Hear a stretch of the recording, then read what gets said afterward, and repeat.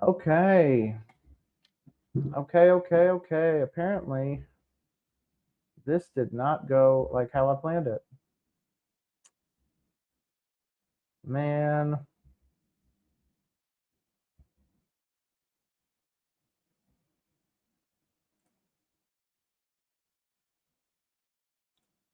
That stinks, dude.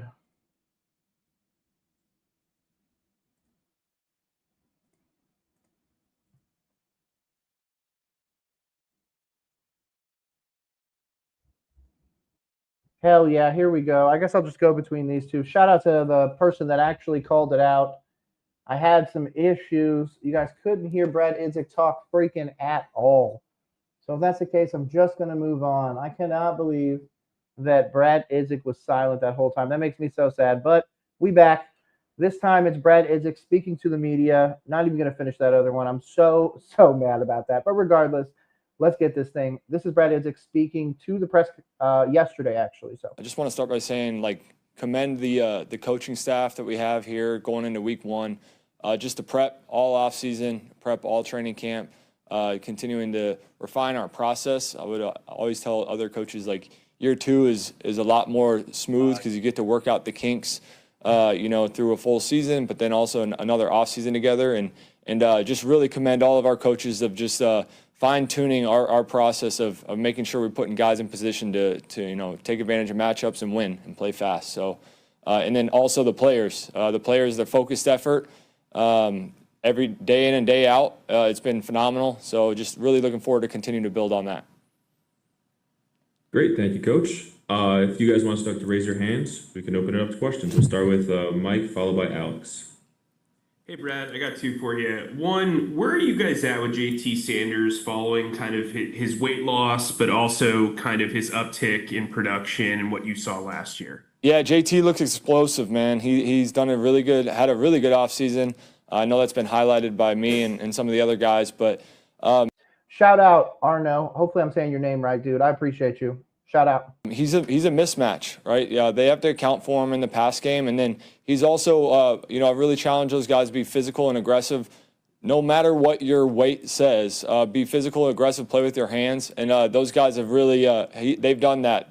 Our defense up front, we got two young guys coming off the edge, full tilt, trying to rust the passer. So whether we're in pass pro or we're sifting back on blocks, they've been great challenges for guys like JT to make sure that they keep that physicality as well. And then, To be honest with you, though, boom. Okay, shout out to Thing. Hey, shout out Arno. Regardless, I appreciate you. Yeah, I'm Brad right here. Oh, it's over here. Brad, you've got an opportunity here. You're talking about Jatavian Sanders as a receiver, and I appreciate that, I guess. You lost 20 pounds. You go down from probably the 250, 260 you were at to probably 230, 240. Maybe yeah, that's 10, 20 pounds because he said he lost 20. So if that's the case, he's a more dynamic receiver. But this offense is going to require 12 personnel. It's going to require 12 personnel because we're going to have to run the ball. And not just that, we're dealing now with offensive line injuries. We were just talking about this on the previous stream before I had to shut it down. Shout out to Arno for calling out my audio issue. But now we're seeing that. We're seeing guys, Ickham's listed as doubtful. Lewis and Hunt are both listed as possible. If we're rolling 2, 3 backups, that's going to be tough. So we're going to need a guy like Mitchell Evans. I'm going to need a Tommy Tremble out there blocking if that means I'm putting Jatavian Sanders as a receiver. Also, if he's receiver, what is he, receiver 4? Or are we putting him ahead of a guy like Hunter Renfrow, who's supposed to be the slot guy, which no longer has Jalen Coker for at least, 4 to 6 weeks. That was the place that ate last year. Now it's not going to have the opportunity to eat. I'm worried about that. This whole Jatavian Sanders thing, man, I don't really care what anybody says. I'm out on Jatavian Sanders. I'm fully in on Mitchell Evans. I'm in on James Mitchell. I'm in on Tommy Tremble, maybe having an opportunity to rebound. But I will continually die on the hill that Jatavian Sanders is Kyle Pitts. That's where I'm at. That's where I'm at with that. And my second question is, when you look at your strengths of wide receiver and you look at Adam not being here, obviously Hunter's here to play the slot. When you think about your 11 and 12 personnel groupings, does that change anything for you guys because you have Tommy back and Adam's no longer here? I mean, we really pride ourselves on conceptual teaching, conceptual learning, so guys are ready to plug and play. And then you get into a game plan process. It's funny. I was talking to Hunter about it as he started to jump in with us, and he was like, hey, like, I'm just so used to, like, they're putting me on very specific routes, for every single concept. And here I've kind of like been all over and guys are kind of doing all different spots. And I was like, that's very intentional in the off season. That's very intentional in training camp because we want the guys to be able to plug and play because we know, the roster on a week-to-week basis changes. So we really pride ourselves of prepping the guys that way. And then when we get into a game plan week like this, we try to maximize those matchups and make sure we're getting what we want by putting specific formations in, specific motions to get leverages on pass plays, and across the board, making sure that those guys feel, okay, you've earned this through the training camp, in the spring, and all of the things that you've showed that we want to highlight you this week on this route against this player.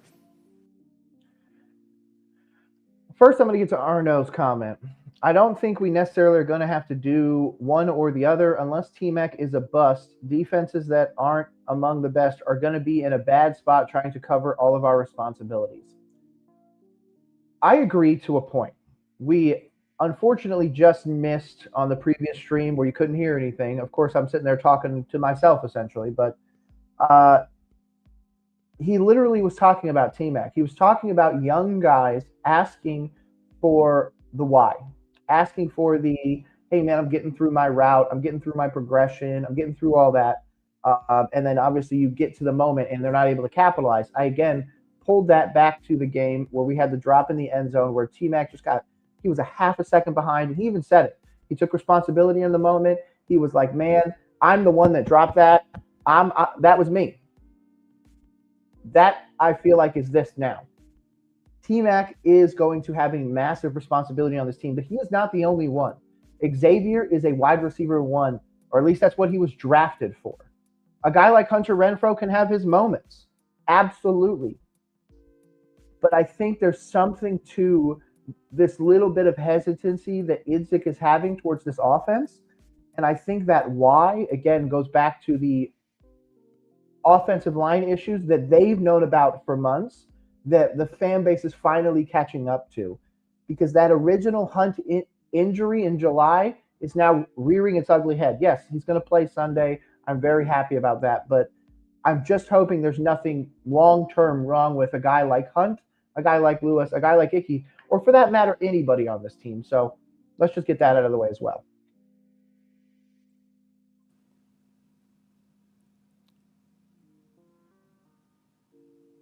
Oh, it didn't play. Oh, he's just waiting. I think you're muted. Oh, there we go. Classic Zoom. I very much am muted, and I said a corny joke, so I'm not going You know what? I was doing the same thing. I was literally talking to myself earlier. Shout out, Arno. to repeat it. Brad, obviously you like your three running backs back there. You think they can all make plays. They all had a lot of reps this training camp.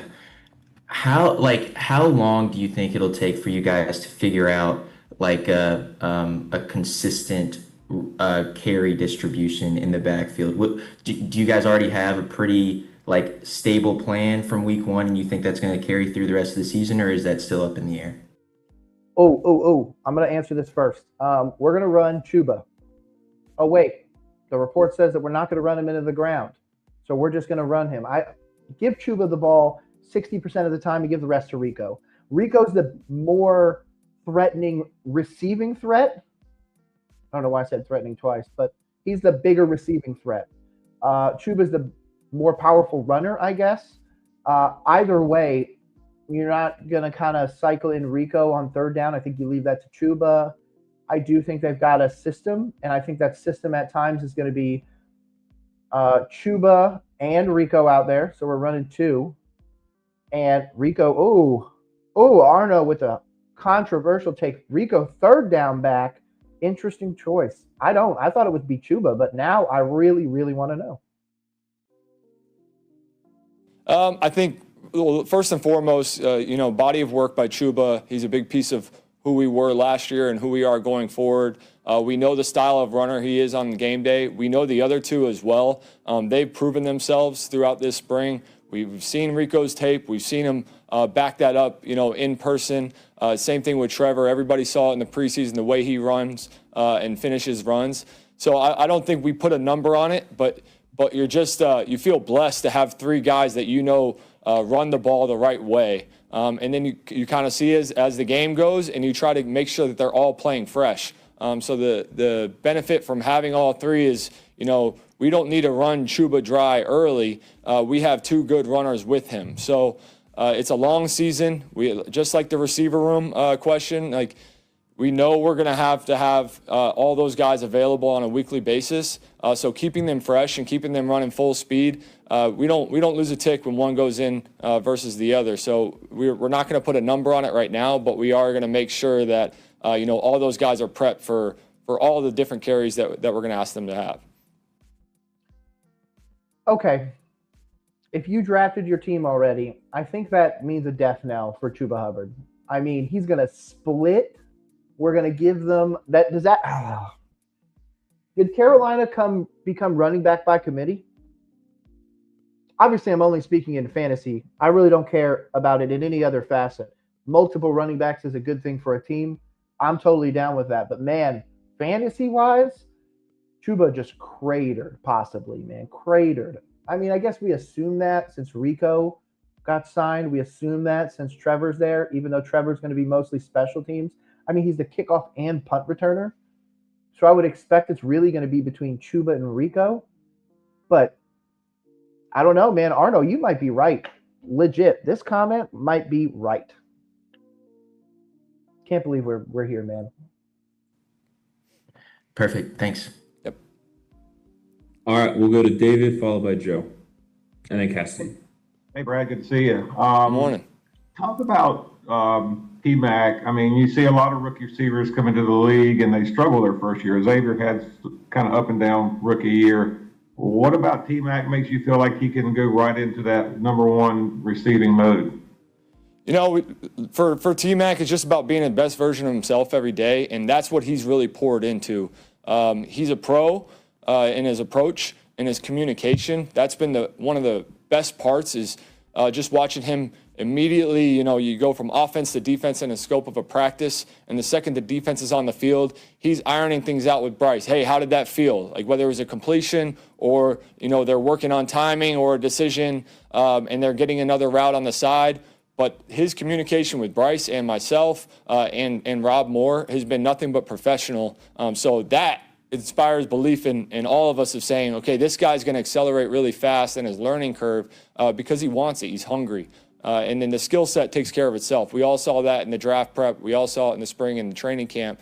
That's why we brought him in the building, because we believe in the person, and that professional is showing up. And then the skill set we do believe is a matchup for any team we're going against.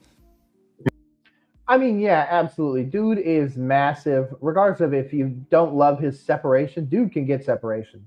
We saw that in college. Obviously, the NFL is a different game, different guys that are covering you, different level, just to be honest with you.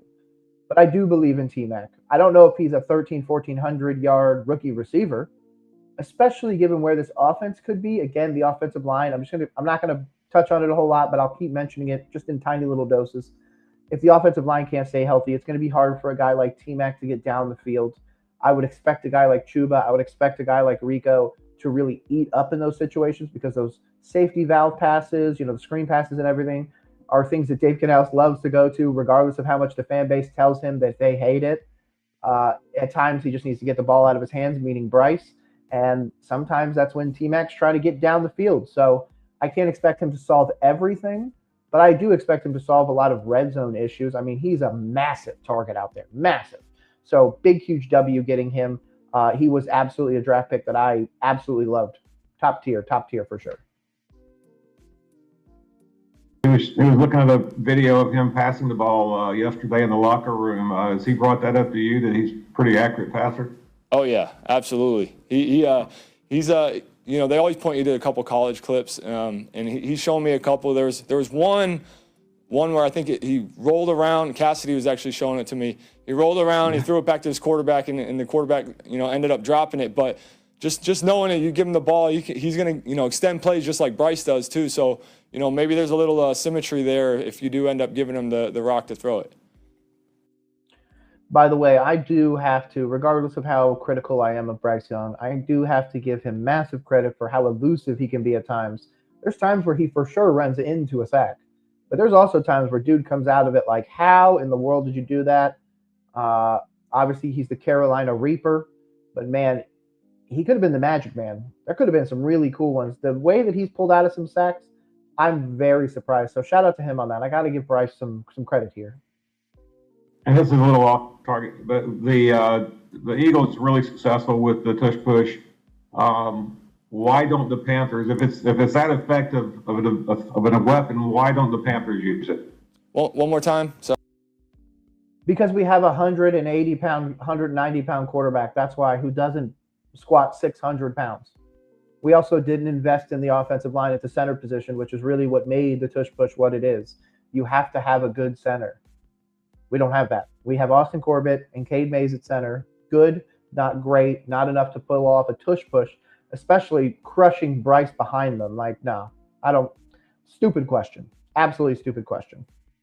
Sorry? The tush push, why don't the Panthers use it if what the Eagles do is so successful? Or is they just a combination of what they have a quarterback in line or what? Yeah, I think there's a balance of like protecting them and making sure that, we're running our core schemes that the guys, you get so many plays in a game that you want to make sure that you get the things that guys have gotten so many reps of, during the week. And that's our first and foremost thing. And then all the offshoot, all of the complementary schemes that we kind of put on the side, we make sure that, the guys are really comfortable with it and before we, get it off the card. But the first week of the season, early in the season, we want to make sure that all of our core stuff, is getting run so guys are coming off the ball with confidence. Yeah, legit. Stupid question. I mean, it's rage bait, but don't get me wrong. I saw a tweet earlier that David Newton might just be the perfect Carolina rage baiter. And if so, man, that's next level. Because if so, he's pulled the wool over the eyes of fans forever. Yes, you had to run it. I was just saying, why did the Eagles run it and hardly anybody else does? I'm sorry, I couldn't. I was saying, why did the Eagles run the tush push and nobody else seems to do that? Oh, the tush push. I'm sorry. I'm completely off base of what I was answering. But yeah, the tush push. One, their quarterbacks, pretty good size there. We could definitely do it. There's an element of protecting your passer and making sure that if your guy, if there's a short edge and he gets hit in the back, any of those things that just don't seem worth it at times. And Bryce is so good too, when he's out on the edge, that's almost as valuable as just having an easy like push up front with wedge blocking. So we found other ways to combat it with a little bit of like belly handoffs with 21 pony and things of that nature. But putting the ball in Bryce's hands with a little bit of space too. For us, you go and you watch Washington, right, and teams like that nature where it's equally as valuable to threaten the defense laterally as it is vertically right down the middle. Thank you. Yeah, sorry, I eventually got to your question. Yep. What a dumb question. Yes, he's thicker. Jalen Hurts. Bryce Young weighs less. Health concerns. He didn't. Regardless, go find the stat. I'm pretty sure the stat from college for Alabama for Bryce Young was that he took 95 to 98% of his snaps from pistol or shotgun. So he's not even an under center guy. I hate that we keep trying to make all these quarterbacks under center when that's not what made them successful. 5 wide is what made Bryce Young successful. We're not running 5 wide. We're running not that. So I don't really see the parlay between the two. And again, very dumb to compare Bryce Young to Jalen Hurts, just size-wise. Let's just take the football aspect out of it. Size-wise, not even the same person. Not even close. No problem. Hey, Brad. Good morning.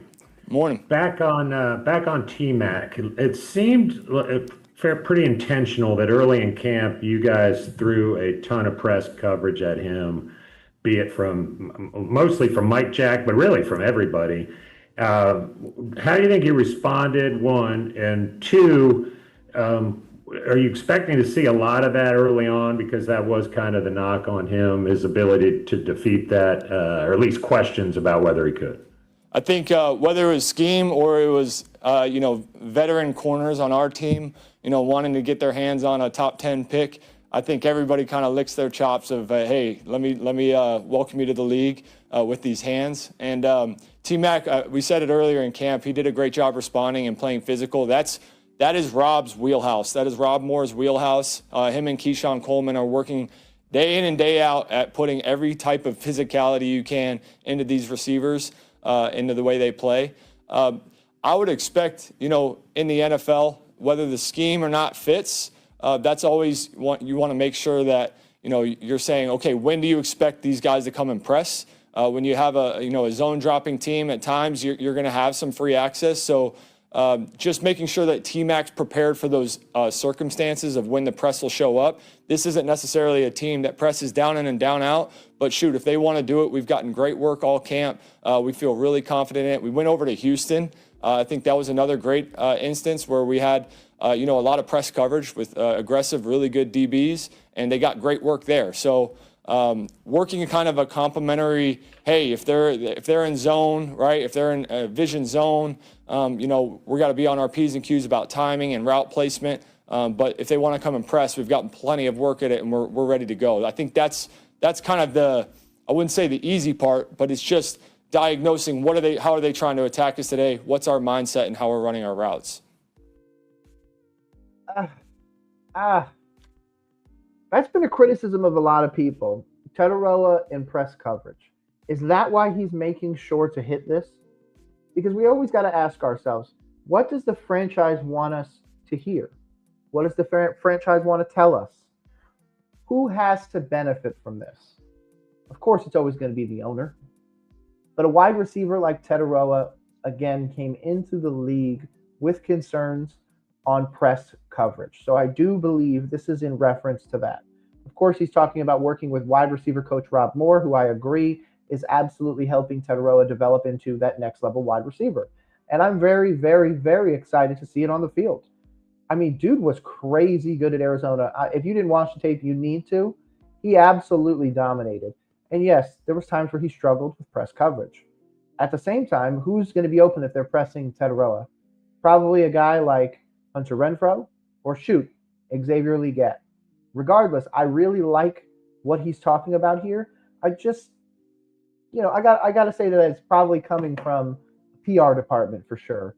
And speaking of Arno, he's all about forcing quarterbacks under center, man. I don't know if I agree with you there. I know that that's what Reich tried to do. That's eventually what got him fired, was trying to force Bryce under center more often. I really like Bryce's opportunity when we're out in 5 wide. I do think that's where he exceeds. But at the same time, he's got to be under center at times. So I agree forcing them under center, just not all the time. I want him to play to his strengths first because, to be honest, I need to see those strengths this year, especially with the new weapons, with everything like that. Thank you. Yep. Hey, Brad, how's it going? Good. Cassidy? Yes. Sweet. Thank you. I'm going to take that as a compliment. That you knew who it was. When you look at, let me back up. Do you expect defenses to maybe play Bryce a little differently this year now that there is just kind of, more of a body of work of what he can do in this offense? And if so, how do you balance that as a coordinator with what he does well versus what you're expecting? Yeah, I think as far as Bryce is concerned, all teams coming into week 1, they're dealing with newness, right? So the Jags are dealing with newness on their end, but they're also dealing with newness in us of how we progress throughout the season. And they also don't know all the things that we've added in the offseason. So there's new personnel around Bryce, which is going to change some of the tendencies that he had last year. He's throwing to different people. We have a couple different runners, a couple different running styles. We've added different schemes to protect, what we want to accomplish on a weekly basis. So yes, I do think they have, a body of work there where they think, they can kind of get a beat on just what he likes to do. But we've also spent all offseason making sure that we're protecting those things. And then one more time at the second piece. Oh, yeah, just like as a coordinator, how do you balance that? Knowing what he does well versus knowing that they might try to take some of that away? Yeah, one we've developed the complementary schemes in the offseason for him. So you know, year one's about getting your core in, making the guys comfortable with your identity and what you're trying to, how you're trying to attack certain coverages, certain fronts, certain pressures. He did a great job at that. That was the freedom that he played with towards the latter half of the season. He had great comfort in those core schemes, and then we build upon that. Okay, what's a complementary concept to, for verts? Okay, we're going to put this in, to complement that. What are two runs that they can expect to be coupled together? What's a run and a pass to be expected to couple together when teams want to combat some of the things we do?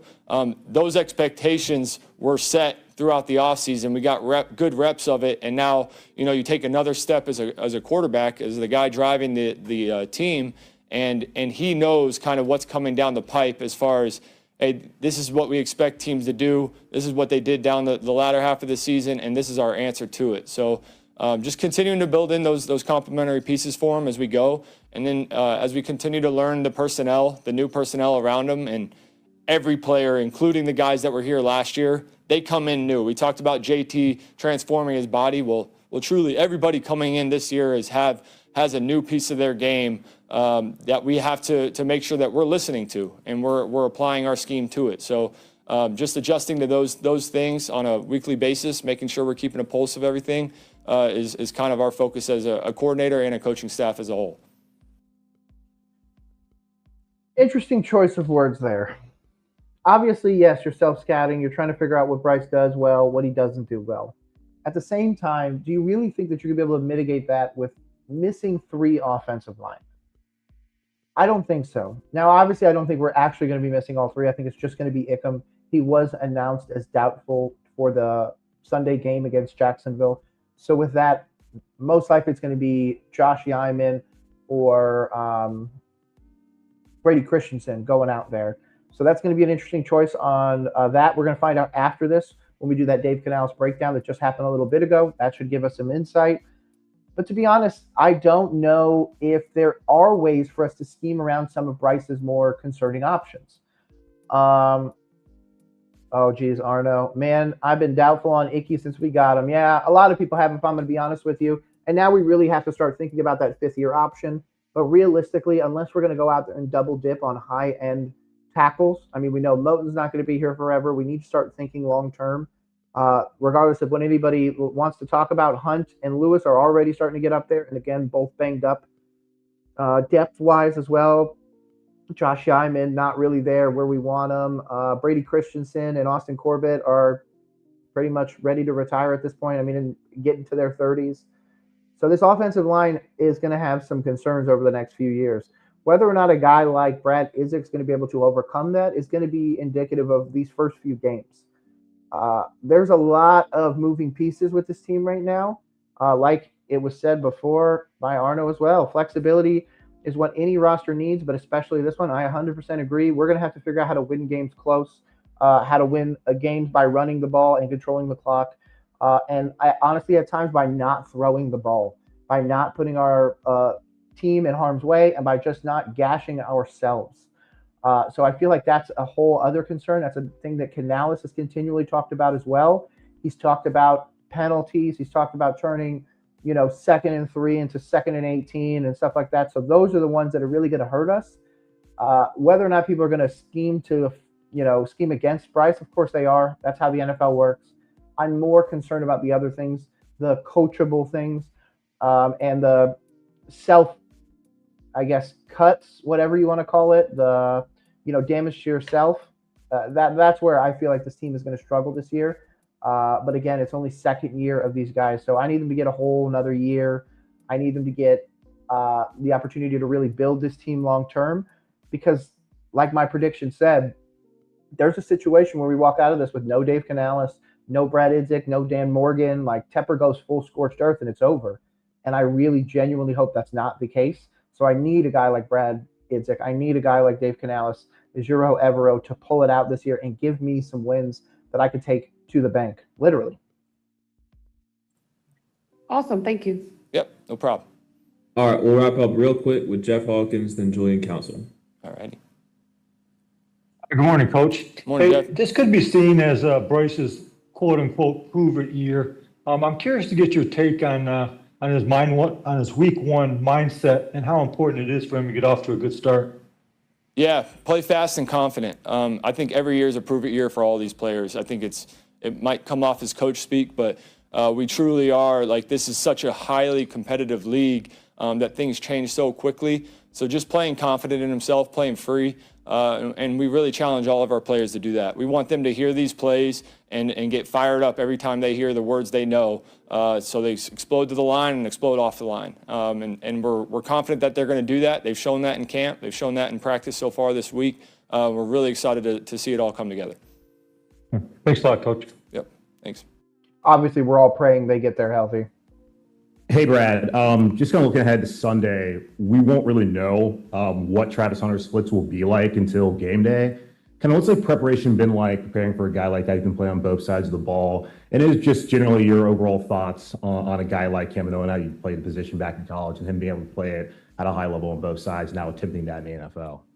Yeah, I mean, one, you evaluate the athlete. I got to, watch him in the draft prep as a receiver, and you just see his movement skills and his ball skills. So those alone are special. But then when it comes to, we're talking about like the dealing with press all camp, and then some of their zone coverages, just what they present to you and understanding, okay, each DB, when they come to the line, how are they going to play you in press man? How are they going to play you in zone? What do they show that they're good at? The beauty is T-Mac, guys like that have played against Travis. We have one of his teammates here. They know some of his tendencies. So we're going to overturn every stone to figure out, okay, how do these guys, what do they like to do in press? What do they like to do when they're in zone? When are they jumpy? When can we get them? How can we attack them in the run game? Make sure that they're filling in, in their gaps and tackling. So making sure that every stone is overturned to make sure, these new guys that you don't have a lot of tape of, you're attacking them the right way. But at the end of the day, right, we have a scouting report. Rob Moore goes over a great DB's tape on, what he thinks, how they're going to play you in certain coverages. At the end of the day, you take all that information, but then you focus on yourself and just exploding off the ball, playing fast. That confidence in the scheme is the first piece, that confidence in understanding when to expect certain types of coverages, and then just reacting. We're coming off the ball. We're reacting to off coverage versus press coverage versus cloud, all right, and playing fast and trusting our rules. So really trying to stress them this week with their rules, because that newness of both scheme and players you're going against is real in week 1, 2, and 3, where you don't have a huge body of work to go from. So you stress these guys' rules and make sure that they're comfortable in them. Absolutely. Shout out to Brad Idzik for that. Obviously, he is talking about, wide receiver 2 in Travis Hunter, and I'm checking the depth chart now. Cornerback. I mean, he's cornerback 3 at best, possibly 4 for the Jaguars. The rumors that he's on a pitch count. I mean, I'm not worried about Travis Hunter. To be honest, I think a dude like Tatarella, a dude like Emeka Egbuka, and all those are going to absolutely outshine a guy like Travis Hunter, especially in fantasy, but we don't even need to get into that. Also, shout out to this comment. I could definitely see Dave or Brad getting fired, but let's not forget that Dan was an inside hire. Dan will outlast them all. I thought so too. So I thought so as well, and I'm kind of delaying while I wait for the press conference to load real quick. Yeah, I thought so as well. But to be honest, I think not Dave Canales, not Dan Morgan, not any of those would survive. I think the one that would survive would be Brant Tillis. I can see a scenario with Tepper making Brant Tillis not only the VP, but the GM or the president. He wouldn't need to be VP. He would need to take Dave or Dan's job. So president and GM. So yeah, I could see that. Brant Tillis taking it. Coming from KC, already works all of our contracts. he could really fit into that role pretty well. I feel like his talent evaluation is pretty solid as well. Though we haven't seen a ton, I feel like what he doesn't know, he would be willing to outside hire for. So for me, I would be totally down with that. Now let me get this thing up. Boom.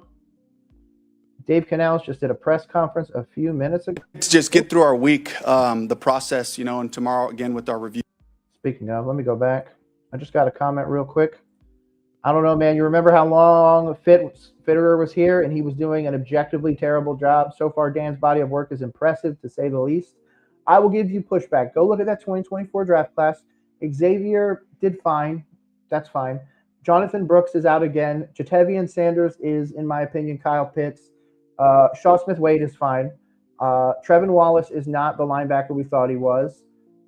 Jaden Crumedy is back on the practice squad, and we cut Michael Barrett. So I don't really love where it sits now. Now, if Jatavian Sanders and Jonathan Brooks become something relevant, possibly. I'm down with you there, Arno.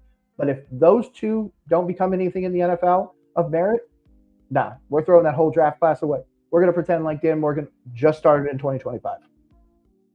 Really good to just get through our week, the process, and tomorrow again with our review and all that. But just three great days on the field, great practice and preparation by this group. And excited really to just get out there and play a game, which they all are. I can tell they're just kind of chomping at the bit to get back to football here. So, but again, it's about our process. It's about just taking these days, each one of them. Every rep counts. Every rep is so important. We create us on that practice field. And the guys heard that message loud and clear and, gave great effort this week.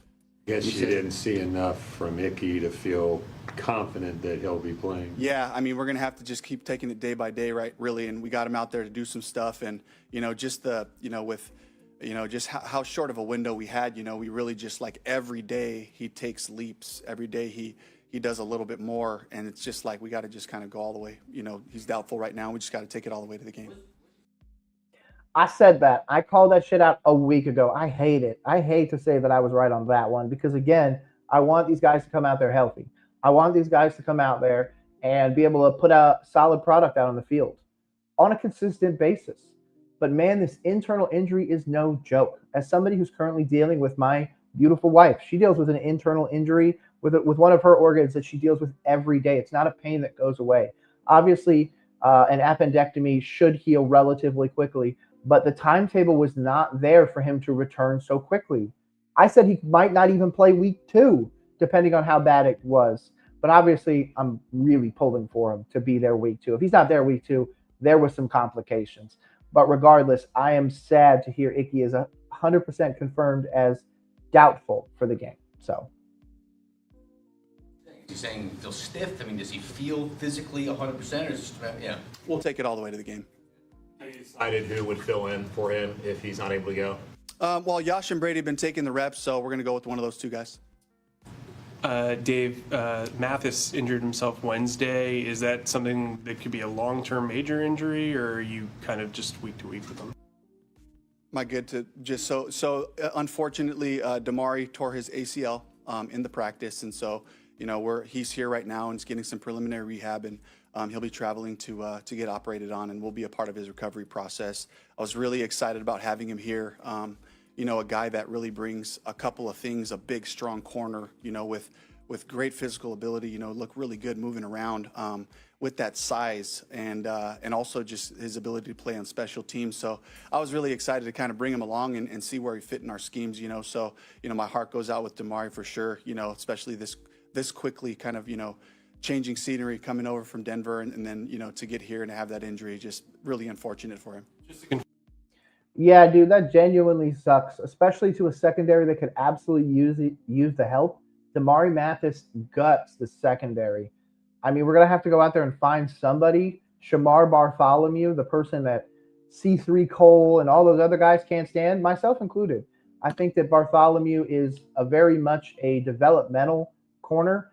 Dude's probably end up back on this team, especially the 53. We need to be able to roll out healthy guys. So really, really sucks for him. I obviously hope he repairs safely, repairs with his family, and of course gets the opportunity to come back to the NFL. But right now, losing a guy like Damari Mathis really, really hurts this game, really hurts the development of this defense and might hurt us in tough ways, man. These are tough conversations we're having already. It's not even week 1. This is. It was Wednesday when it actually happened. Yes. What happened on the play? It was a non-contact, yeah. Other than that, you guys have been relatively unscathed coming into week 1. They talked about on the broadcast last night from Chris Collinsworth's perspective about how in week 1 you're typically more exhausted than you would be because you didn't have the reps and stuff like that. From a sports science standpoint, how have you gone about working with the new training staff and making sure like everybody is getting kind of their workloads kind of managed in that first? Yeah, Josh Hinks, Denny Kellington, working together with them, myself, Jeff Brown, with our rep counts, and really just trying to mimic the work that it takes to get a full week of football, throughout camp and those days that oscillate with those players' day off, and trying to accumulate those amount of reps, so that we can handle that load. And we were fortunate to be able to have a full group to do it with, and I think it's just a lot of the body preparation going into practices, and then the recovery and strength stuff that was happening afterwards, and the confidence that I can go up there and say, guys, give everything you have in practice. Don't hold anything back. We'll take care of you. We'll monitor those things. If we have to modify days, we will. And just kind of working individual plans for each player, and just being able to keep that on our radar. But I think the freeing part for me as the head coach is I get to just push them, and I can throw hard practices at them. And as we continue to build throughout camp and seeing some good joint practices, those days, we were able to, get really high volume in the Houston week. Then we were able to come back in the week of Pittsburgh week to really get another full day with just us. But to kind of mimic that type of day with the move the ball periods and, finishing and all that. So I feel great about the conditioning of this group. But again, like was mentioned, when you get to regular season and those guys are all playing full speed, there's another level of speed that these guys go to, which we asked them to try to tap into, but just the nature of it, and the adrenaline gets going and all that. So that's an adjustment, but that's an external factor that our guys are, accustomed to dealing with and kind of, evolving from there. That face right there is not the face of a guy that is aging gracefully now that he is the head coach of my Carolina Panthers. He's literally going up there, and if you look at his face when he's answering some of these questions, especially about the health, the conditioning, how ready this team is. People are already going after guys like Danny Kellington for the VP of our, rest and recovery or something like that. I'm sorry, I always mess it up. But regardless, the injuries that this team is sustaining is putting a guy like Dave Canales in this situation where he's having to go up there and be like, man, our conditioning's good, everything like that, knowing that we have 3 offensive linemen hurt, knowing that we just lost another depth corner, knowing that some of the guys that even on our offensive side, Tetaroa had a hamstring. Renfro didn't make the team because he had a hamstring in preseason. So yes, the conditioning's there for what they're doing. And also the comment about going 100% is something he's continually said to this team. He tells them to go out there and practice at 100% every time. Don't hold back. He says, if you're tired, tell us and we'll cycle you in and out, but we need you to give 100% effort all the time. Obviously, that's what guys are trying to do. I don't know where I feel about this. Let's see what he says. Arno, he definitely went from smile all the time and purportedly toxic optimism guy to Krusty the Clown without makeup level depression. Look at ass boy. Oh my God. Oh, you know what? It took Frank Reich 4 weeks to get to that. Dave Canales, look at that. Oh, wrong side. Sorry. Look at that face. Man, it's a tough time to be a Carolina Panthers head coach. Is it Tepper? Is it the roster? Is it Bryce Young? I don't know. But clearly it's something, because it is like the Indiana Jones cradle or whatever, where it sucks the life out of everybody. That's not a happy man right there. A couple more? There's been 2 seasons now where with Tommy rehab and JT's gotten so many first team reps in camp. When you go into the season now with JT with those reps and Tommy healthy, what does it do for this offense to have kind of 2 tight end 1 quality guys? Yeah, these guys are like the heart and soul of what we do, and It was funny. We were sitting watching Thursday Night Football last night with Ashby and Ben, my two older kids. Ben was kind of asking about the tight end position, and he was like, you don't see those guys get the ball a lot down the field, and I was like, yeah, but if you notice, every time there's a run play, those guys are involved. When there's a pass protection and play action, those guys are involved. And then in every pass game, they're a part of the concept, and those guys are so valuable. They're so versatile in how we use our tight ends. And so I'm happy to have JT, Tommy ready to go, Mitchell Evans, and then James Mitchell, of course, just, showing us what he can offer the team throughout camp. So it's a really exciting group, a bunch of young guys and a talented group, and really, I think Pat McPherson does a great job with those guys, just prepping them for all those things. I think outside of the quarterback position, tight end's probably one of the hardest positions to play. What did I say? You know what? If you've been here, I'm gonna take my little happy dance here, okay? I told y'all this Jatavian Sanders smoke that he is tight end 1 is BS. I keep telling y'all, what did he just say? He said the tight end position is involved in blocking the run, pass pro. It is not a downfield the position all the time. So when you see Jatavian Sanders going straight down the field, know the ball's going to him. Every other time, it's going to be Mitchell Evans. It's going to be James Mitchell, or it's going to be Tommy Tremble out there contributing in pass pro, contributing in the run game at a high level. Jatavian Sanders is the Kyle Pitts of this offense. I'm telling you guys right now. The corresponding move for Mathis? Not right now, no. We have a couple of thoughts and ideas, but not currently. I was just going to, don't know that we've asked you much, if at all, this week about Trevor Lawrence and what. Yeah.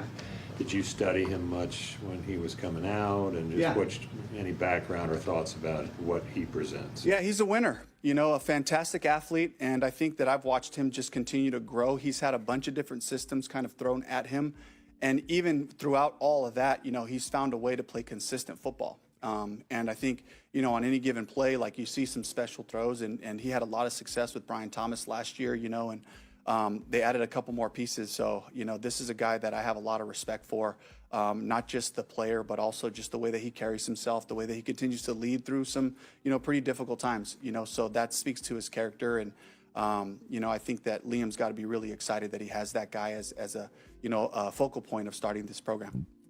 Plus, he's got a playoff win now, so shout out. With the lack of injuries, how does that change your mindset towards the practice squad? Call-ups as far as maybe special teams, as opposed to filling out a depth spot that would normally be injured, I guess. I think you think about all those factors with the practice squad, and I spent a good part of this week also just kind of floating around the field to connect with those guys to make sure that they know, like, when you're out there, you may be running Jacksonville Jaguars cards.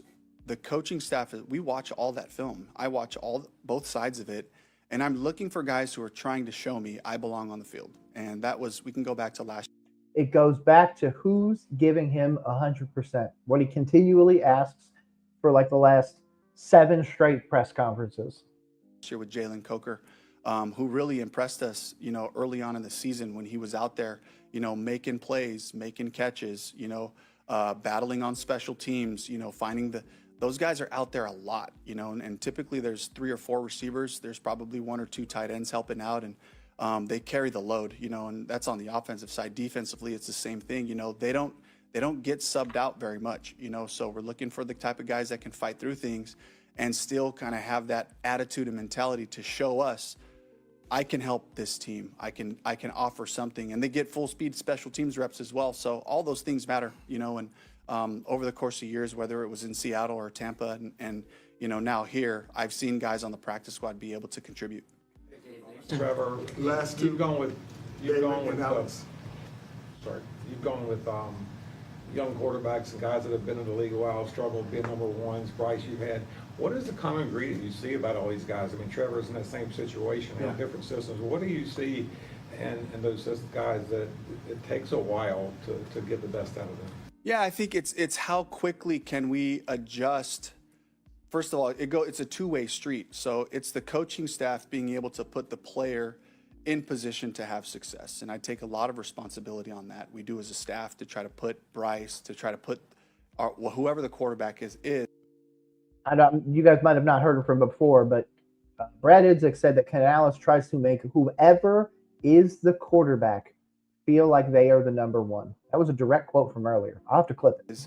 Try to put them in their most, confident and comfortable place scheme-wise. And then there are things within the system that we try to ask them to continue to lead, to orchestrate, to really get that organized, and there's just so many basic things that you have to teach quarterbacks early on, that there is this kind of give and take and challenge that comes with it. And it's always the guys that have the character to just take every game as a learning lesson, to take every practice as an opportunity to grow. And I don't really think that ever stops.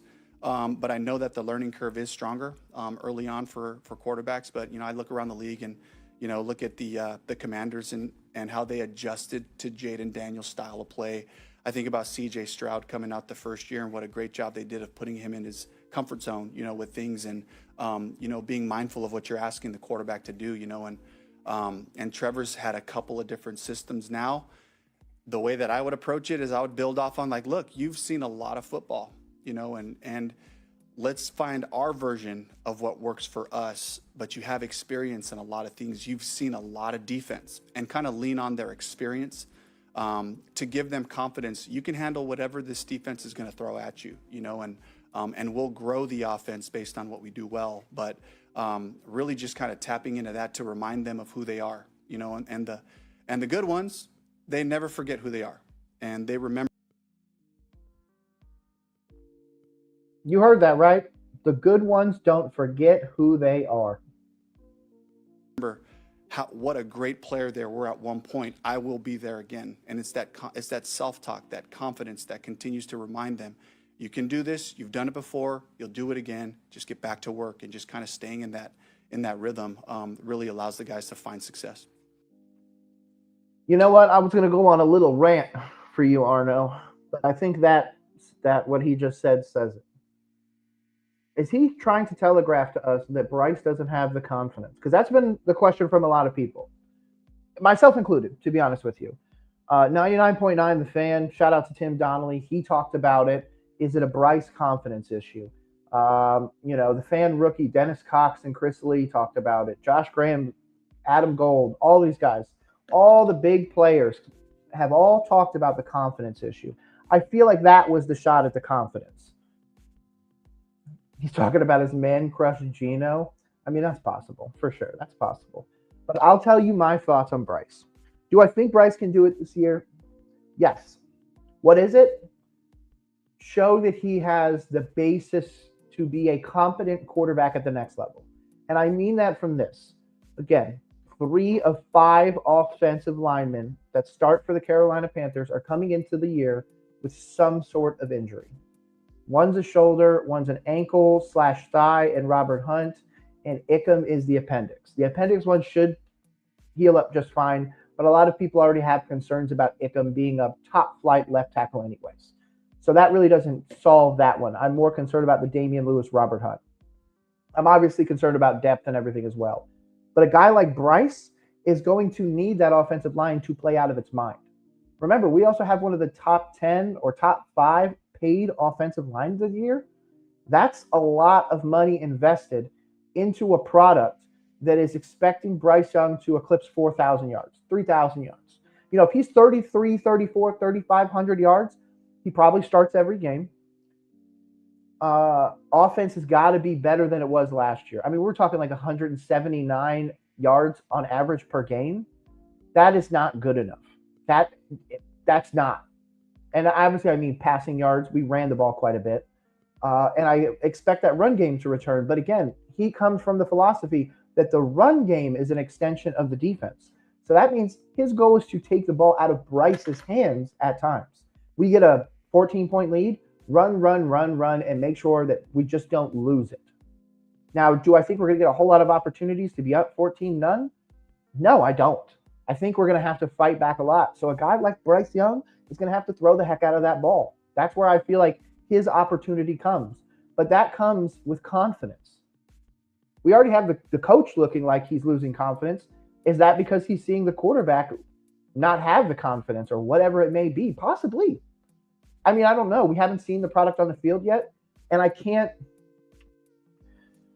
be 100% out on Carolina. I'm a Carolina Panthers fan. It pains me to predict 5 wins. It pains me. Oh my God. Somebody just dropped Tyreek Hill in one of my leagues. What happened? What?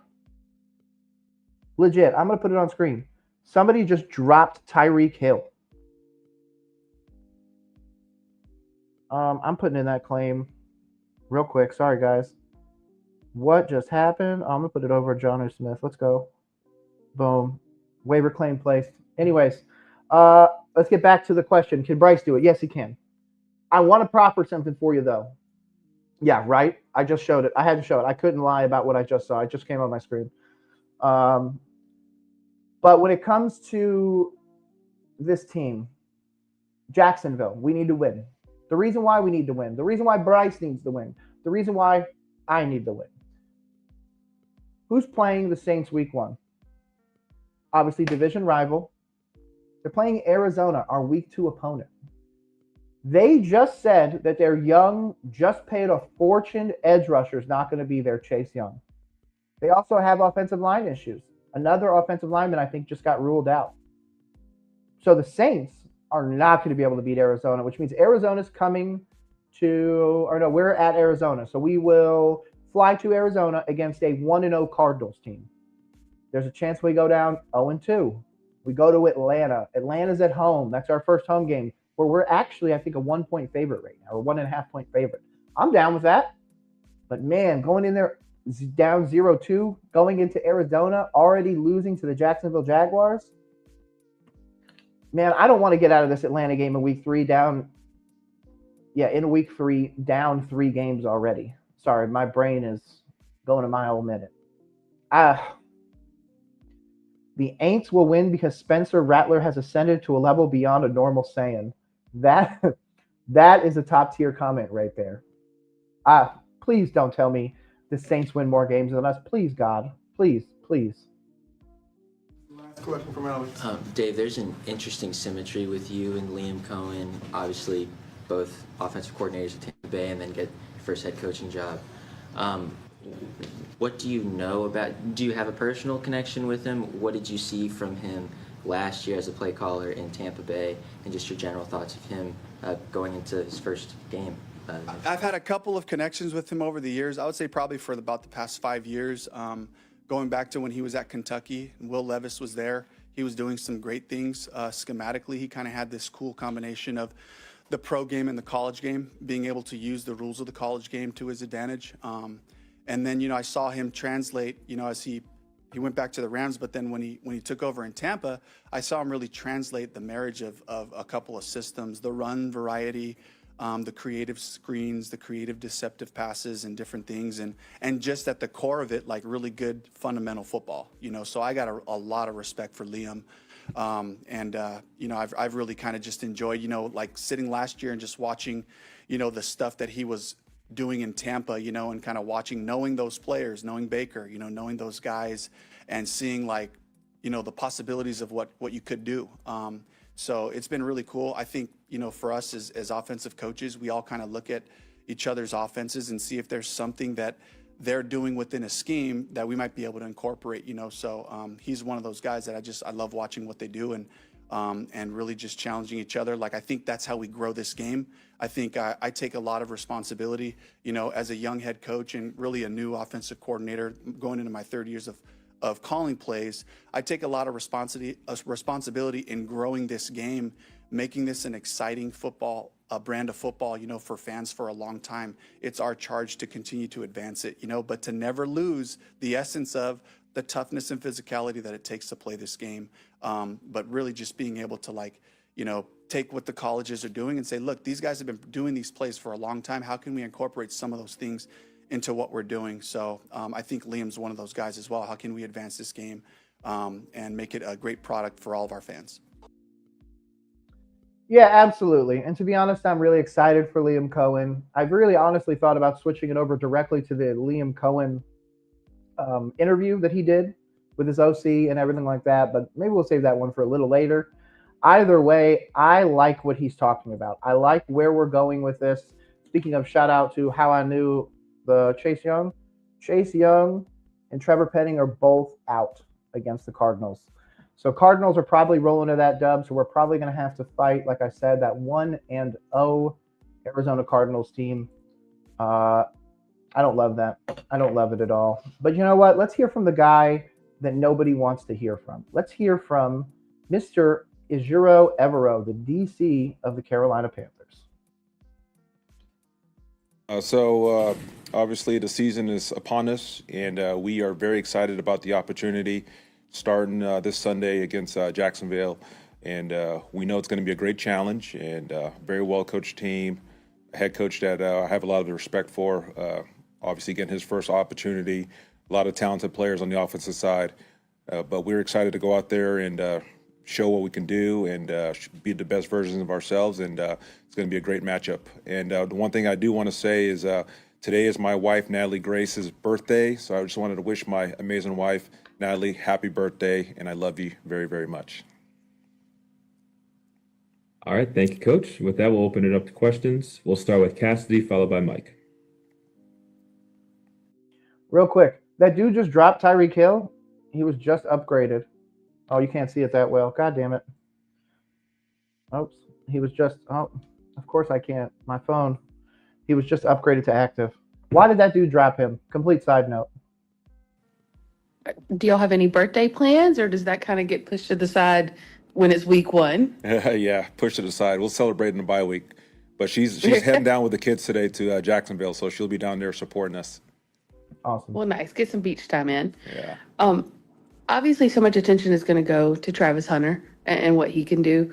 But what is the excitement, the challenge of having that, but also a guy like Brian Thomas Jr., who they're still kind of discovering what all can be done with him in an offense as well? Yeah, this is a challenge, certainly, just because, one, we have an idea what they're going to do, but not quite sure where they're going to line everybody up at. And they have so many talented ball carriers and receivers like Etienne and the two you talked about, Strange, their other running backs. So they're a very talented group, and they have a lot of guys that can really create problems in terms of their offensive skill set. So we know we got a big challenge ahead of us. Yeah, but he's not going to be cornerback one. So Tedero is not going to have to do it. He's not cornerback two, most likely, which means he's not going to get Xavier. So I'm willing to bet Travis Hunter is going to go after Hunter Renfrow. Cover the slot. Hunter Renfrow's not going to get the ball as much. They're going to try and force the ball to Hunter because of the preseason injuries, the hamstring, and all that other stuff. That's my thought process in the Jags defense. Also, it also seems like we're doing exactly what Jacksonville is doing. We have a running back by committee. Obviously, they have an ETN as well. We have our own. They have Tank Bigsby and Bishal Tootin. We've got three as well as an ETN. So we've got some guys. I think we've got a better interior defensive line, but I don't see them trying to run on us. I see them trying to turn this into a shooting match and seeing if we can keep up. BTJ is obviously one of the best wide receivers in the league. Travis is supposed to be something. Let's see what he does on the offensive side, but I'm not really worried about the defensive side of the ball. I also agree with Arno. He's made of hype. I don't see it. I don't see it at the second level. Very few people can come in and excel at one position, let alone two. He's already wide receiver two, so he's not going to go out there and have to beat, PS2 or, I'm trying to remember the dude from the Texans. Stingley. He's not going to go out there and have to beat those guys. Or even in Pittsburgh. I mean, they've actually got three really good corners, but there's a lot of places where he's not going to have to beat the best guy on the field. And if they do put the best guy on him, whoever the hell else is going to be able to eat, especially Brian Thomas. Oh, my God.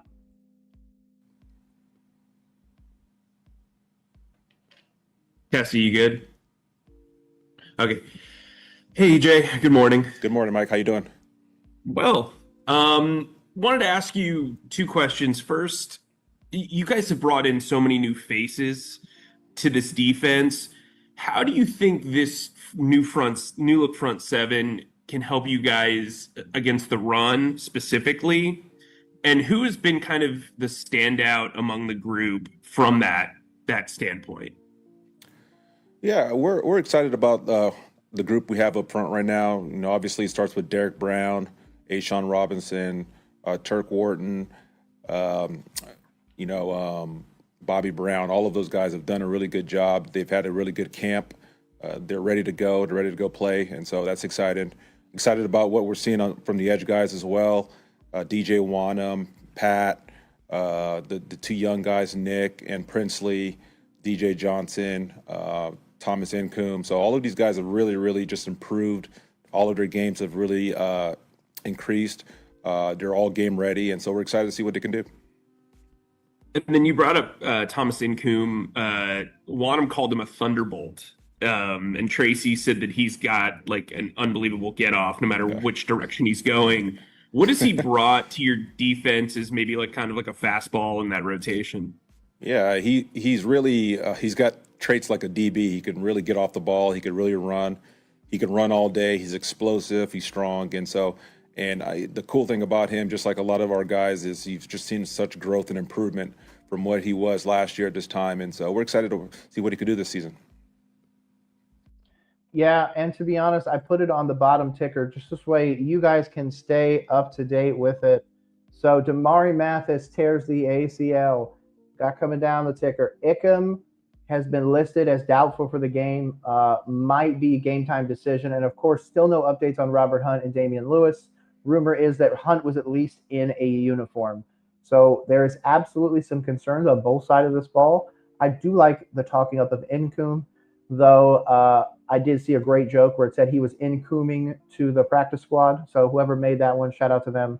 But yeah, this team in general is dealing with injuries all over the board. Defensively, not as much, but obviously Damari Mathis out. Like we've lost guys. We lost Josie Jewell to an injury.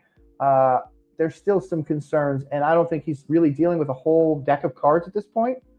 At the same time, this is the NFL. You have to put up defensive numbers. Offensive guys got to put up offensive numbers. It is going to be an interesting time. Like I said, me and Arno have been going back and forth. There could be a scenario where every coach on this team is essentially fired. I hope it's not this year, though. Genuinely, I hope it's not this year. Thank you. All right, we will go to David Newton, followed by Mike Solarte and Joe Person. Hey, Dave, appreciate your time today. You mentioned your young edge rushers. How ready are they right now, and how many reps would you like to get them in their first game? Well, we're not quite there yet in terms of the rep counts and all that, but the one thing I will say is that like the one thing we've been trying to impress on not just the rookies but everybody in our room is that, you know, when you kind of start this thing off in the spring, you're kind of building your defense, and then you get to training camp and you're going against the offense, and it's the speed of the game is obviously picked up. You get into the preseason games, it gets even faster, and everyone's going because they're competing at a higher level. And then the one thing, as soon as you hit that first regular season game, like the speed of the game increases even another level. And so, like that's the one thing that we want everybody to be cognizant of is that like we've got to be ready to go because of whatever you've seen and experienced in the NFL. It's going to be a lot faster on Sunday, and so that's what we have to be ready for. And that's exactly why Dave Canals continually says, Brad Idzik says, now it's Ejiro Evero's turn. You guys got to be practicing at 100%. When I see you guys out there on the practice squad, give me 100% so I know this is what I'm getting when the time comes. Because if you're slower than somebody else, you're second string. Go out there, give us 100%. Because like he said, we're about to literally go from no pads to pads. Obviously, they've been in pads for the last 2 or 3 weeks, or at least a few weeks. Now to full-on games for the next 17-plus weeks. These guys don't have an opportunity to ramp up. They need to be ramped and ready to go. Week 1 this week in Jacksonville.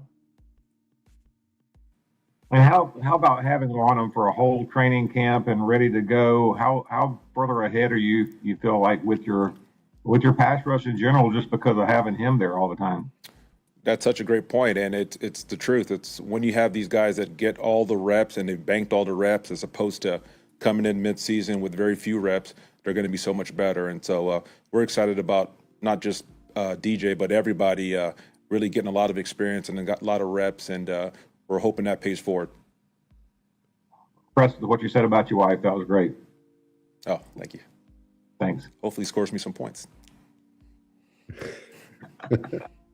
EJ, I was going to give you credit for scoring a defensive touchdown in week 1 with that, so that was pretty good. As you look back, obviously I'm sure you don't like looking back at the results of the numbers from last year, but as you look back at that and look forward to this year, is there one thing, I know you guys go week to week, but is there one thing you want out of this defense week in and week out that is like the focal point for how you guys want to attack each opponent? We always want to be physical. We always want to play with great effort. We always want to attack the ball, and we want to play smart. And that's what we're looking for. And we've certainly grown a lot since we started at the beginning of the spring with this group of men, and we'll continue to grow. And what we want to do is just continue to get better each week, and with the anticipation that the way we're playing in week 15 and 16 is going to be a lot better than we play week 1, but also understanding that we need to show great improvement on week 1, and we need to get some things done, and it's important to try to start off on a fast note. I agree you need to show up week 1 because, again, I think the slide could happen. Like I said, the Aints, the Saints, whatever you want to call them, are not playing Chase Young against Arizona. This Arizona team is most likely going to be returning home to go up against a possible Carolina team that loses big or maybe just can't get the motor going in Jacksonville. This is something we need to hit it running. I don't care. These games get hard real quick. Genuinely. I don't want to go to Atlanta down 0-2. I don't want to go into Arizona down 1. I don't want to go into any of these games down anything. I want to start on an even playing field. And if we're, not getting started till the second half of the season, we're in trouble, dude. Nowhere to go but up. I agree. I mean, we say that, but if we end up with 4 wins this year, I swear, I will riot. 4 wins, 5 wins. I need more than that. I need 6, 7. I don't know about this 10, 9 thing that some people are going on. Shoot, shout out to PPP who put out 13-4. Bro, I want what you're smoking because it's got to be great. I agree with this comment, though. We just got to go up. Just make this not the 32nd worst, or I guess that would technically be the worst, or the 32nd rank, whatever you want to call it, defense. Generate a pass rush. Don't lose the game. Hopefully take the ball away. You know what? That's a W. We saw Lathan do it. I just need to see it in week 1. And you mentioned Derek Brown a minute ago and having him back. It's an 11-man unit, but it just feels like that one man is such a linchpin to what everything else behind him, how everything else behind him unfolds. Do you feel like you got a free agent and getting him back this year after missing him all of last year? Yeah, I mean, he's certainly one of our best players on our team, and so it's definitely great to have him back. And we know that when he's available, and he is available now, that he's going to be a major factor, and so we're excited about that. Hell yes, we are. And I'm glad that my premonition was not true. I'm glad that we didn't include DB in any trade talks. The rumor was that we were going to go after Micah Parsons. Obviously, we got a confirmation that Dan Morgan at least made the call. I appreciate Dan Morgan making that call, but this comment tells me everything. And it's something that I stand by as well, man. DB would have made that a better defense just by him existing, just by him being there. I understand on the field and all that other stuff because he technically was there in the locker room. But I mean genuinely on the field being able to contribute. A guy like Derek Brown is a guy that needs to die in a Carolina Panthers uniform. I mean, casket needs to be Carolina blue, the whole bit. Dude needs to never be allowed to talk about another team again because we pay him so much money that he can't think about any other team. That's how I feel about Derek Brown. He's one of, if not my favorite current player that we have. And just his return completely changes this defense. And not just that. That ignores adding Bobby Brown, Turk Wharton, Nick Scorton, Princely Uman Mielen. No offense, Lathan Ransom, who's going to end up covering linebackers at times and coming down and playing in the box. Him on the defense completely shifts us. Just like Cam and CMC should. I agree. Cam and CMC. Hey, we got to have a debate one of these days. Who gave us the Carolina curse? Is it Cam Newton? Is it Frank Reich? No, it was much worse before Frank Reich got here. Who else? Wilkes? Jimmy Clausen? Who cursed us? Who was the curse? Thanks. Good, Joe. EJ, good morning. Good morning, Joe. Dave yesterday called Merrick an absolute hammer. When we've talked to him, he's very clear about how he's physical and makes no apologies for it. Was that somebody like with his skill set and attitude? Did you feel like you needed that on this defense or in that back end? It's always great to have guys like him. I've been a big fan of his since he played at TCU, and a good friend of mine was his coach in college, and he's been raving about him for a long time. And Trey plays defensive football the way you want to see it played. He plays hard. He plays physical. He's a very, very, very nice guy off the field, very respectful. And then he gets on the field and he's a Tasmanian devil. And so it's really, really cool to see and feel. And it certainly uplifts his teammates as well. And so, it's been really fun to coach him. He's a pleasure to coach and work with day in and day out. And then obviously when we get on the field in those full contact situations, he's exactly what you want. I 100% agree with that. Trevon was one of those ones that, we got a bad grade for. When you go look at the rankings of free agency decisions, Trevon Morris is going to be pretty high up there, and the thing that people think that we overpaid. And while I'll give you a little bit of that, I think it changes fundamentally how this defense overall plays. One, I think it means that we are shrinking. God, I got to stop playing. I keep dropping a candle, just fidgeting with it, but we are going to shrink the field. We're going to use a guy like Trevon Morig, who is normally a box safety, and a guy like Lathan Ransom, who's developing from a box safety into more of a free safety role. We're going to use that to condense the field, throw both safeties rather than being, say, too deep, bringing them a little bit closer. Our interior defensive line is going to be one which really helps us in the anti-run game, obviously stopping the run. On top of that, that will be able to generate a pass rush. Now, really, our only concern are boundary corners. JC doesn't travel in the Evero system, so I don't really love that. We need to kind of figure out that. And of course, with the loss of Damari Mathis on the ticker below, we're kind of dealing with some cornerback depth issues. So I genuinely believe the defense is going to have two safeties. Ransom and Trevon Morig are both going to be stellar. They're going to be in the box on the regular, and to be honest, they're going to be rushing the passer on the regular. So expect this team to try and generate that early pass rush to force teams to dump the ball off quickly. So this way we can try and mitigate that void that we have right now at the linebacker position. If we could just get the ball over to the left or right real quick, that's not beating us downfield, which is what we don't want. And at the same time, we don't want to get gashed in the run game. So I feel like the Trevon Morig decision makes sense, even though we ended up with arguably an equal free safety in Lathan Ransom in the draft. Speaking of, shout out Arno. He was saying it was conspiratorial. I asked who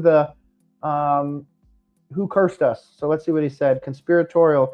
It's one of our post Super Bowl games when we still had Cam. I cannot for the life of me remember who it was against.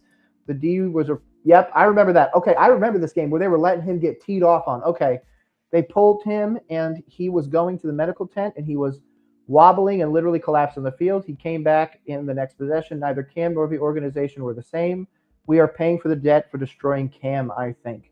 I agree with you. I do think it's Cam Newton. I don't think it's anything else. Obviously, now the owner didn't want to bring Cam to Germany and all this other weird stuff behind the scenes. Again, I am 100% anti-David Tepper to this point. Obviously, maybe he can change my mind down the road. But right now, Tepper, he's the reason why we're in this, man. Absolutely the reason why. Shout out to Arno, by the way. And then you referenced Liam earlier. What was your relationship like with him in LA? And I mean, I know that was a fairly star-studded staff, but but how or why did he stick out? Well, he was an assistant at the time working with the quarterbacks. And what he would do is he was in charge of the scout team, the offensive scout team that gave the look for the defense. And so he really impressed me from day one, just his command of the quarterback, the receivers, the offense, and really how he took charge of the entire scout operation. And so it was no surprise to me that his career has taken the path that it's taken, just because I saw his intelligence, his ability to relate, his command, his leadership. And so, yeah, I'm a big fan of his as a person and as a coach. Thank you. All right, got time for a few more, so we'll wrap up with Cassidy and then Mike again.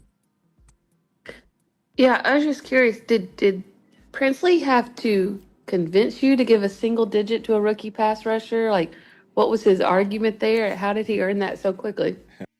By the way, Arno, absolutely, dude. The Liam Cohen glazing, man, ahead of this tells me that this coaching staff does not feel confident about being able to beat Jacksonville. That one did not come across my desk. Then never mind.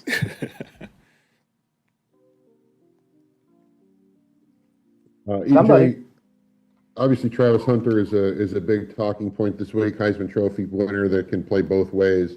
From your experience, and not necessarily specific to Travis Hunter, but when you have a guy that is reading everything, primarily going to be lining up as a wide receiver and maybe have some defensive packages, how difficult is it to prepare for a guy who is a wide receiver, but also kind of knows how to play the quarterback position? And I don't know how his brain works, but I mean, if he can think both positions at the same time, does that make him even tougher to defend? Is he, is that, I know he's a rookie and it's his first game, so he's not full song where he's going to be in his career, but is that kind of a player maybe even more difficult to kind of prepare for? Well, what I will say is that when you watch him and you watch him play offense, you can tell that he's got a really good understanding of defensive football, and he's got some nuance in how he runs his routes and how he understands leverages and things of that nature. And so I will say that, yeah, you can tell that he understands football at a high level, the way he plays, and he's got very good athletic gifts as well. And so, it's our job to, Dave will worry about him and the offensive staff will worry about him on defense. It's our job to defend him on offense. And so we're just trying to put our minds in I guess the place of where do we think they're going to utilize him, where they're going to put him in, how they're going to feature him, those things. So, shout out to the Panthers for putting this out. Shout out to everybody. I'm going to give you guys my final thoughts on not only what we just saw, but genuinely this Jacksonville game. Jacksonville is an interesting opponent. I do think that the Brad Idzik, the Evero, the Dave Canales glazing of Liam Cohen does tell me a bit about where their head is at. I think that Dave also gave away quite a bit when it comes to the mental headspace of a guy like Bryce Young. And to be honest, maybe too cute or too cool for school of Ejiro Evero in that press conference does kind of rub me the wrong way. But at the same time, I have to trust this team, right? It's my team. I want to believe. I want to believe that, you know what, we're going to come into this, it's going to be 27-17, and we're going to come out with a dub. T-Mac's going to go off for 150, Chuba's going to do it all and everything like that. But it genuinely concerns me. Going to what Arno said, with Evero going to go, the Fangio disciplines need to go. I disagree. I feel like this defense was built wrong from the jump. I feel like this defense was betting that Josie Jewell was going to play. And the now loss of that linebacker room and having to start Trevin Wallace, having to go out and get Christian Roseboom and stuff like that. I think with this Eagles game last night, for example, to jump to a whole separate thing, Fangio is obviously coaching the defense for the Eagles. That is one that absolutely favors a guy like Jihad Campbell, favors a guy like a Donovan Ezeraku, who could play a little bit of both coverage linebacker, as well as edge rusher. I feel like we're missing that key piece, and that is linebacker. We don't have a number one. Even Roseboom, in my opinion, is not a number one. Especially, I'm not really expecting him to go out there and get 100+ tackles this year. That's just not. Unless they really, like, that is a sore point and they're just going after him and targeting him. That's the only way I see Roseboom doing that. The Fangio disciples are over. No, I think the Fangio defense is still going to continue. The need for a linebacker overall is continuing to improve in the NFL, continuing to be more. Kind of like how we saw the running back room kind of be devalued for years. And now go look at Dallas. Javonte Williams had 2 rushing touchdowns last night. Don't get me wrong. But was it really a rushing offense? Did they really establish it with a guy like Miles Sanders who fumbled the game away? No, but there you obviously now see the value of why that team could have used a guy like Rico Dowdle last night. That Miles Sanders fumble wouldn't have happened. Rico has sure hands, but you know what? He's a Carolina Panther now. He's with us. He's ready to help us get to that next level. So I feel like with all these devalued positions, we're now looking at the Jacksonville game. I am not betting this game. I genuinely was going to. I was ready to take Jacksonville, to be honest, almost a 14-point favorite. I was willing to go 13.5 because I genuinely think that this offense could have some problems. By the way, shout out Kitty for coming on by. Appreciate you. Yeah, the running back is absolutely in the zone D now. I agree. It's how it's being played. It's all of that. But this Jacksonville game, we are worried about one thing and one thing only, and that is getting points on the board. As much as the defense sucked last year, like we've talked about, the adding of a guy like Derek Brown fundamentally changes the defense. I'm not as worried. J.C. Hornzak out there, fully healthy. Lathan Ransom, Trevon Morig, shoot, Mike Jackson. Guys are ready to go. And you know what? I'm even going to throw this horrible name out there. Going to make all the Panthers fans skin crawl. Nick Scott's healthy. Princely Uman Mielen. The lung is apparently completely ready to go with Nick Scorton. His team is ready to go see what is happening out there. I'm not putting my money where my mouth is on this first one. Like I said, we also have the concern of going into week 2. Arizona is most likely going to win since Chase Young and their offensive lineman is also hurt. So, man, I need confidence. I need exuded confidence early. I'm hoping first drive, touchdown, okay? Give me that. First drive, touchdown. Put 7 points on the board. Go out there, off script, second one, and at least give me a field goal. Give me 10 points in the first half. 10 points in the first half means, you know what? This offense is at least giving me something. I don't need 21 points unless all of a sudden, we're getting shelled, in which case go out there and try and replicate that Atlanta Falcons game in Week 18 from last year. But just manage the game. We could get out of this with a 21-20 win. We can get out of this in a way that kind of lets guys heal a little bit more. Ickham's going to be out. Hey, let's try and get these guys healthy. Let's get out of this game as quickly as we can. Burn clock, play ball control, and do this. Hopefully you guys have the confidence of somebody much better than me because, like I said, I don't have it there. I'm just ready, and I'm happy that football is back. I appreciate everybody coming out. You know what? Number one, shout out to Arno for calling me out earlier. Man, I did like 30 straight minutes where nobody could hear Brad Idzik talk. So now that I got that all figured out, make sure you guys check out the live stream. I'm going to be doing this a lot more often, especially because I'm breaking down our opponents as well. Tomorrow, I think I might hop on. I'm not really sure. If so, I'll make sure to update you guys with a graphic. Tomorrow, I'm going to do the Cardinals, because obviously we got them in week 2. I'm going to do the offensive coordinator for the Jaguars. And, of course, I'm doing Liam Cohen. That will be out ahead of the Jaguars game. Otherwise, have a great day, guys. It's already 4:30. Go enjoy some food. Hug your loved ones. Enjoy the rest of your day. Hopefully that you have off. Shout out to all those people that might have to work late. But I can't wait to see you guys soon. My name is Nick. This has been Roll Coverage. Please stay safe, guys. I cannot wait. And, yes, of course, we're going to scour the All-22 as the season progresses. I will absolutely have that as well. Can't wait to see you guys. Going to talk soon. Peace.